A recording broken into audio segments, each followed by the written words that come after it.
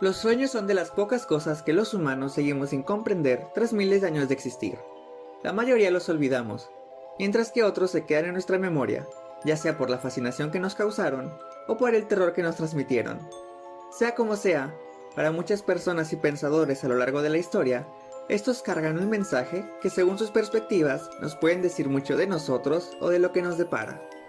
Es por eso que en esta Mental Vacation nos adentraremos en el mundo de los sueños y cómo estos han influenciado a la humanidad desde mucho antes de lo que pensamos. Estimados pasajeros, les habla su locutor y es un honor darles la bienvenida a Mental Vacation.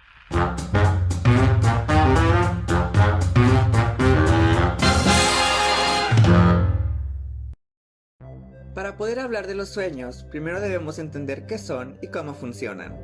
Según el diccionario de la Real Academia Española, la palabra sueño, en el contexto en el que estamos, significa sucesos o imágenes que se representan en la fantasía de alguien mientras duerme, y gracias a la ciencia podemos saber cuándo esto ocurre.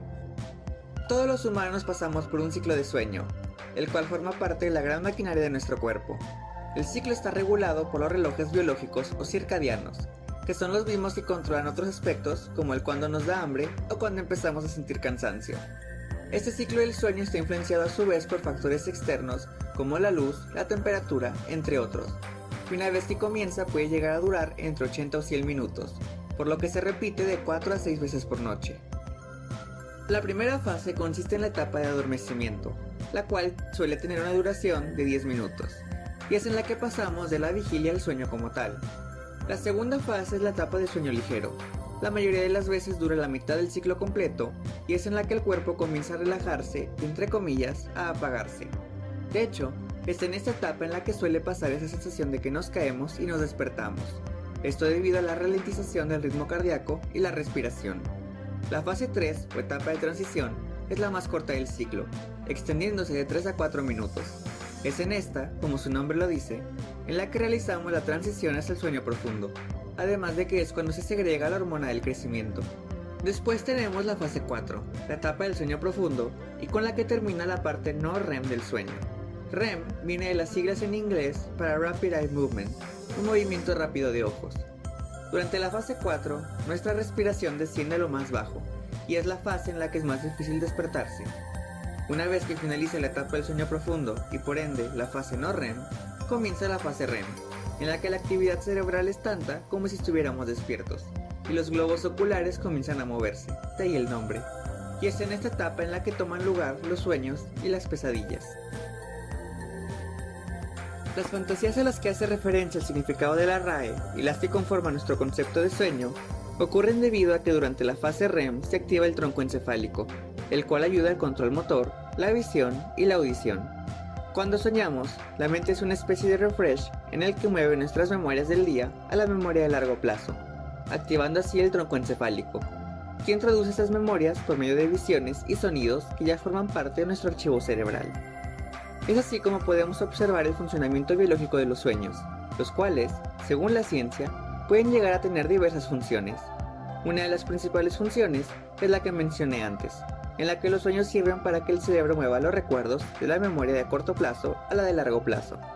Otra teoría indica que los sueños funcionan como una especie de entrenamiento para situaciones que se nos pueden presentar en nuestra vida diaria, y que cuando soñamos podemos vencer la mayoría de los obstáculos que se nos presentan, o por lo menos huir de ellos.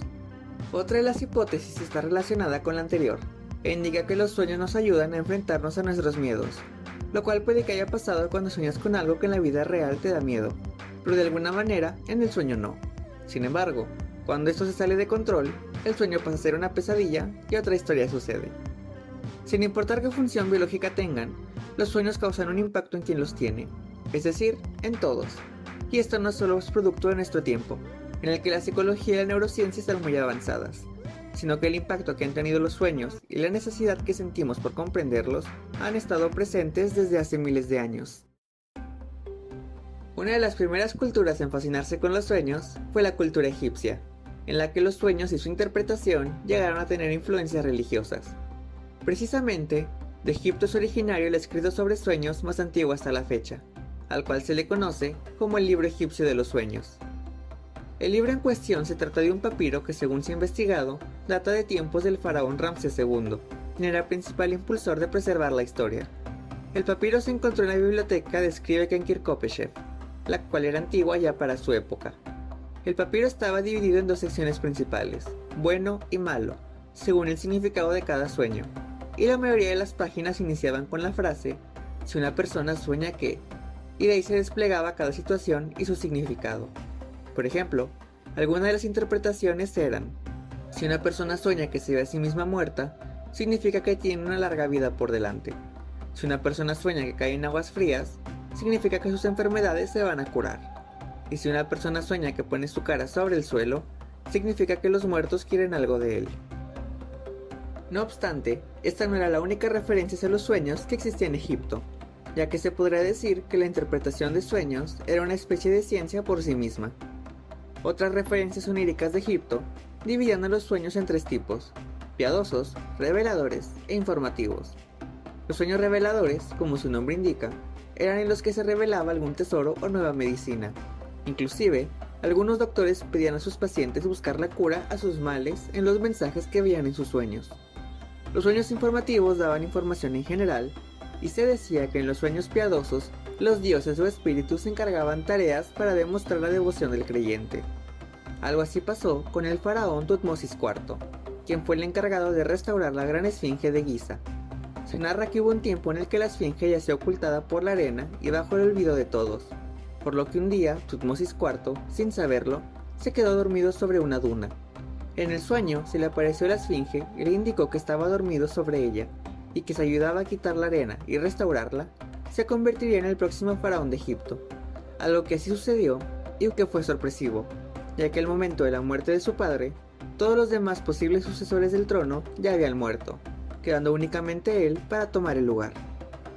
Finalmente, la interpretación de sueños es nuevamente mencionada en una obra literaria del Imperio Medio de Egipto, en la que un rey escribe a su hijo, quien lo sucederá, una serie de indicaciones de cómo ser un buen gobernante, además de otras enseñanzas. Entre esas enseñanzas menciona que un factor importante para ayudar a la gente es interpretar los sueños, y la clave de esto era que los sueños significaban exactamente lo contrario a lo que se veía, por lo que los sueños gozosos podían significar adversidad venidera y viceversa. Moviéndonos al otro lado del Mediterráneo, podemos encontrar a los griegos, quienes también sentían curiosidad por los sueños y lo que estos pudiesen significar. Uno de los aportes más importantes fue el de Artemídoro, quien escribió la serie de Onirocrítica, el cual era un tratado de 5 tomos en el que abordaba los sueños y sus significados. Onirocrítica fue una de las principales inspiraciones para Sigmund Freud y su libro La interpretación de los sueños, ya que Artemídoro quiso tratar el tema de una forma científica y fue uno de los primeros en indicar que la situación personal de cada quien era un factor de gran influencia para poder interpretar los sueños. Los primeros 3 tomos estaban centrados en los sueños y la adivinación de sus significados, mientras que los últimos 2 se dividían entre respuestas a críticas, apéndices y anotaciones para su hijo, quien buscaba convertirse en un intérprete de sueños. En el primer tomo, Artemídoro explicaba sueños que tuviesen que ver con el cuerpo y su anatomía. En el segundo, cosas del mundo, como situaciones, animales y dioses, mientras que el tercero era una mezcla de estos dos.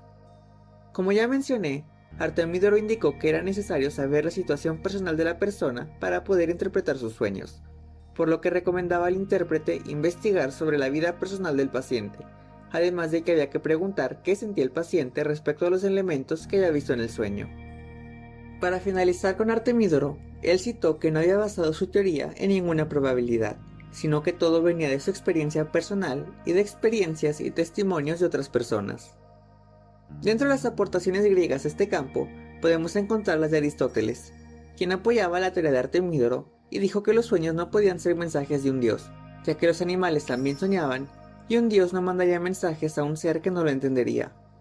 Aristóteles también indicó, al igual que Artemídoro, que los sueños y su significado también dependían de la situación individual de las personas, y que el principal origen de estos era la imaginación. Y algo a destacar es que Aristóteles también mencionó en repetidas ocasiones a los sueños lúcidos. Con esto vemos la influencia y el intento por entender los sueños en algunas de las grandes civilizaciones. Pero vayamos a dar un salto a la historia hasta llegar a la época contemporánea, donde los sueños y su análisis transmutaron a un plano más psicológico, dejando atrás el lado mítico. Corría el año 1899, cuando en Austria, Sigmund Freud publicó su libro La interpretación de los sueños, en el cual mostró una mirada moderna al tema de los sueños, el cual también sirvió como base para su teoría del psicoanálisis, ya que indicó que los sueños eran la puerta al subconsciente y todo lo que se esconde en él. Si bien hoy en día en la terapia psicoanalítica el análisis de los sueños ya no es una de las herramientas centrales, en su momento sí lo fue, y lo primero que Freud planteó fue el hecho de que los sueños mostraban situaciones y deseos que nuestro ser consciente reprime o niega, y que salen a flote cuando entramos en el lado subconsciente, el cual solo vemos cuando dormimos.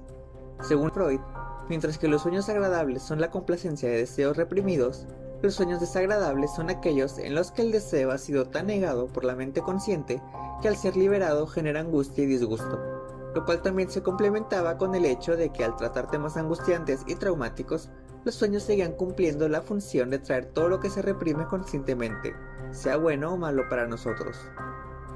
Las teorías de Freud sobre el análisis e interpretación de los sueños abrieron las puertas al camino que ha estado en evolución hasta nuestros días, en el que la interpretación tiene una cara más clínica, lo que ha derivado en el surgimiento de distintas formas de tratar el tema.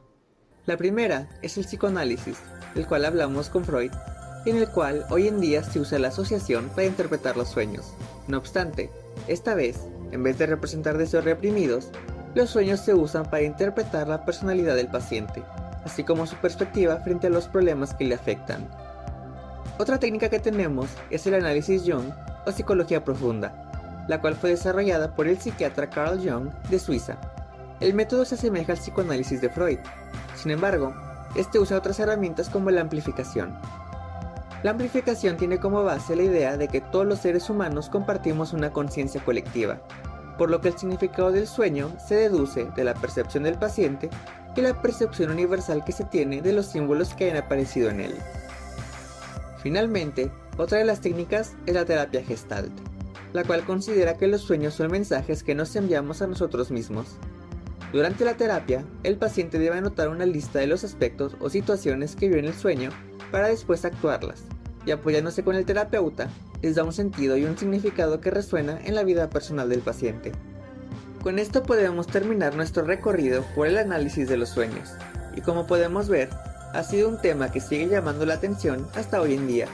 E inclusive, aunque no creamos al 100% que los sueños tienen algún significado, la gran mayoría de la gente toma lo que le resulta de importancia, como en un estudio de 2009, en el que se le preguntó a las personas diversas cuestiones respecto a los sueños y su significado. La gran mayoría contestó que sintieron más aprecio hacia un amigo después de soñar que éste los protegía de alguna situación, además de que no tomarían un vuelo si días antes soñaban que el avión se accidentaba. Entonces, ¿los sueños son significativos o no? La respuesta la tendrá cada quien. Por el momento no queda nada más que pensarlo mientras terminamos la Mental Vacation del día de hoy. Déjame saber en las redes sociales cuál es tu opinión al respecto. Recuerda que nos encuentras en Instagram, Twitter, Facebook o nuestra página de internet. Espero hayas disfrutado el episodio del día de hoy. Y sin más que decir, me despido y nos vemos en la próxima Mental Vacation.